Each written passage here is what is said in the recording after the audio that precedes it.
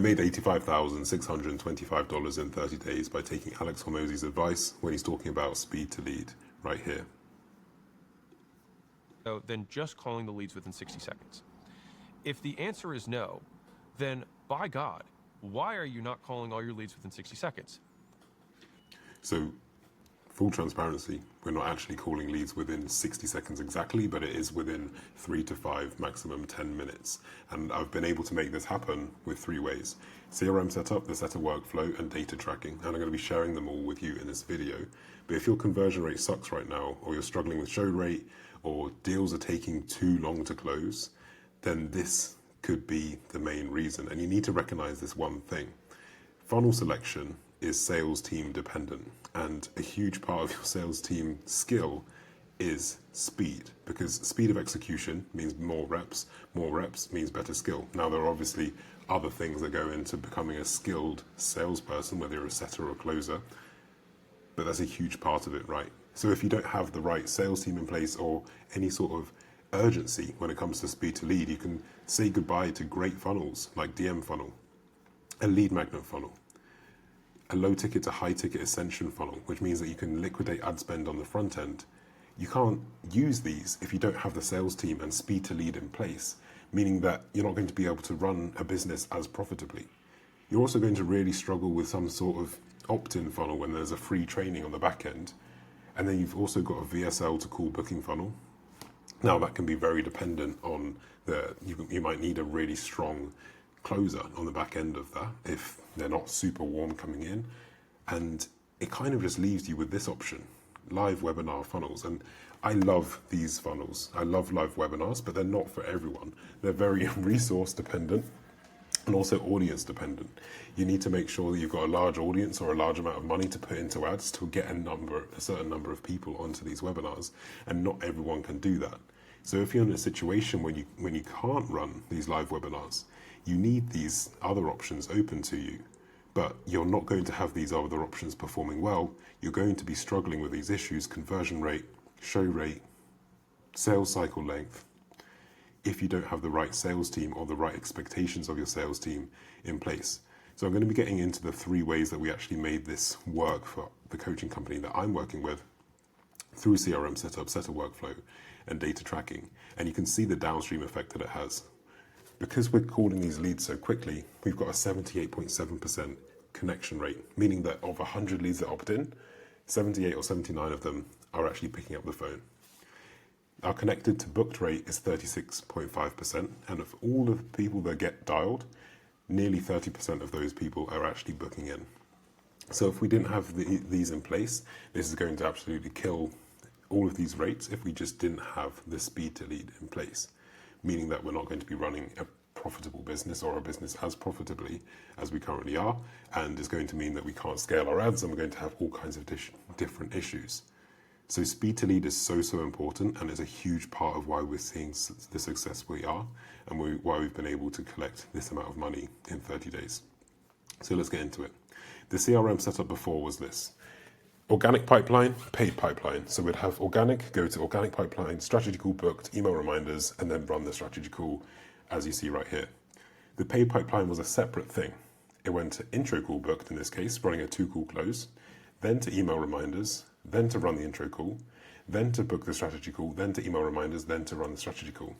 Now, this is fine in practice as a process, but we just need to make sure that it's easy for everyone in the system to be able to manage this, and easy to be able to get in touch with leads as quickly as possible to make this whole system run well. But when we had 2 different pipelines running, the system was difficult to use. The speed to lead was slow as a result because you've got lots of things to manage. The lead warmth was actually poor because they're not getting touch points straight away. They may be having to wait for their call, and deals would die in the dead time.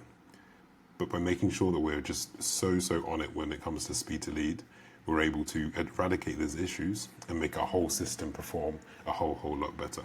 So now we've simplified it, but then we've also added stuff to it. But by simplifying things, it means that we can add things and make it perform better without it causing any kind of operational drag. So now we have organic and paid going to the same pipeline, but then just making sure that the CRM is really, really clear about where the source is. We use Go High Level, but there are many other options out there, whether you're using Close or HubSpot or whatever it may be. And then we've got bookings and no bookings. Some people can self-book. Some people are not going to book, but they're going to show interest. They're going to put their email and contact information in. That's going to go through to a notification and task, which takes me onto the setter workflow. He's going to dial them within minutes, and we've got accountability here. If the setter has dialed them within minutes, he's going to leave an emoji on Slack on the lead that comes through. That way, all of us can see, is the setter calling within minutes? Is he doing his job the best he can, or is he not? By him knowing that he needs to do that, he's going to be more likely to actually execute on the expectation of dialing within minutes.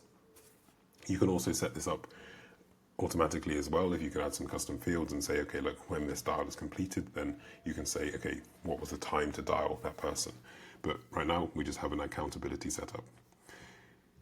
Now we've got two ways of going about it. If the setter is able to connect with the person, i.e. the person picks up, they're going to send them, if not, they're going to send them a manual message.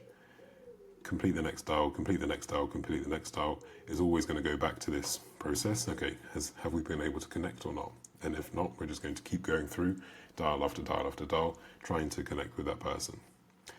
If they can connect and the intro call has been booked, they're going to see, is an intro call possible right now? So instead of the lead having to wait, so let's say they book on Tuesday and then they've booked for Friday, the setter can actually call them on Tuesday and then bring forward this time and just run the intro call right there and then, instead of any sort of potential dead time between Tuesday and Friday.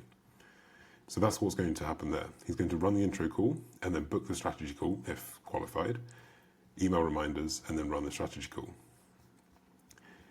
If the intro call has not been booked, so if they've simply just opted in, then he's just going to run the intro call right there and then book the strategy call if qualified.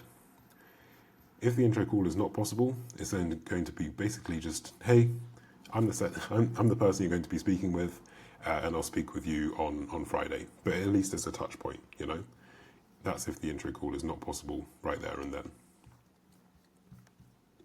And by having this all in place, it means that we've got a better intro call conversion rate, i.e. the conversion from call 1 to call 2 in our sales process.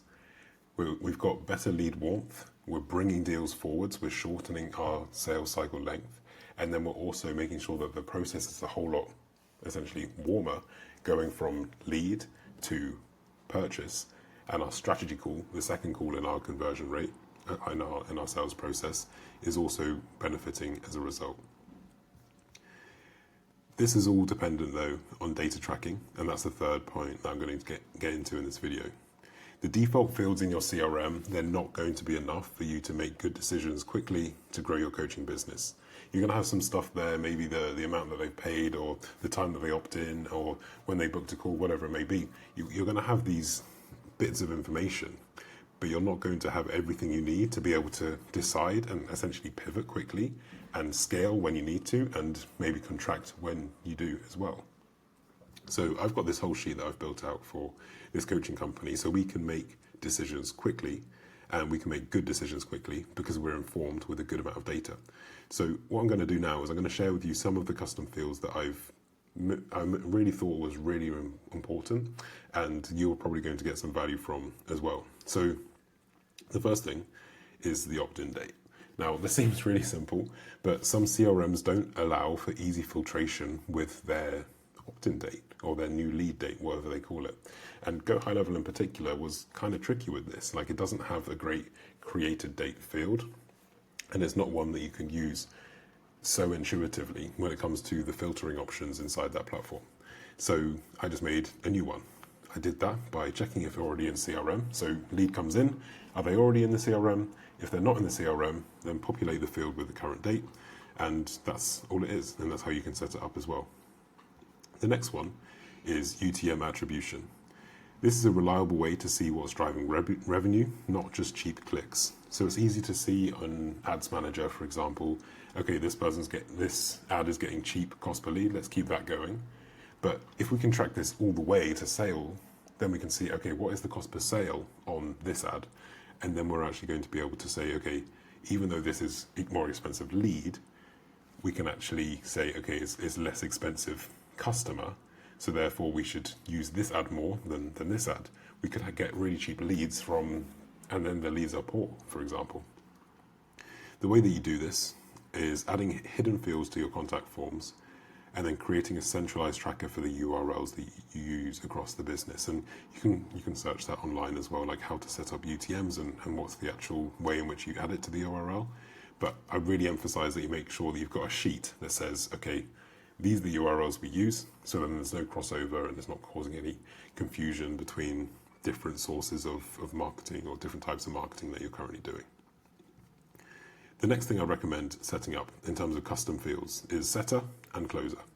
So that's not necessarily going to be there by default. So you want to be able to attribute the revenue to the setter and the closer. They can get their commissions, and you can also see performance as well.